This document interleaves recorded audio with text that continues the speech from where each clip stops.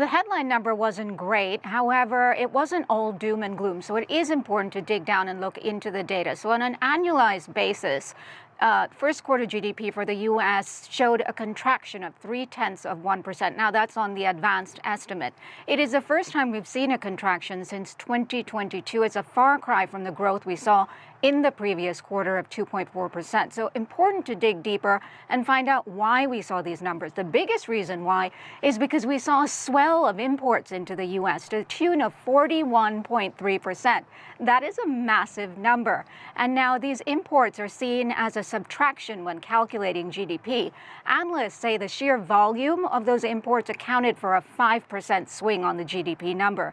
So why did we see these mass increase in imports? It's because U.S. businesses, predominantly with foreign exposure, they were trying to get ahead of potential Trump tariffs. Because remember, earlier in the year, they didn't know the size or scale of these tariffs. So they were front-loading inventory, stockpiling maybe for 1, 2, 3 months to try and get ahead of the uncertainty and wait for everything to play out.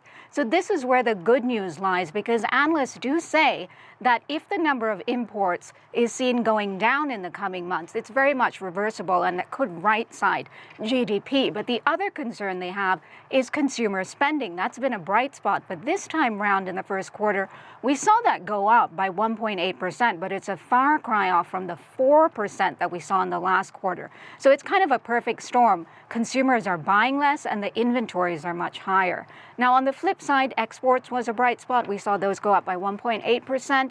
And then also businesses invested in their companies, particularly buying things like equipment. We saw a surge on that. So it really was due to those imports tied to the tariffs that helped deliver this, pretty disappointing GDP print.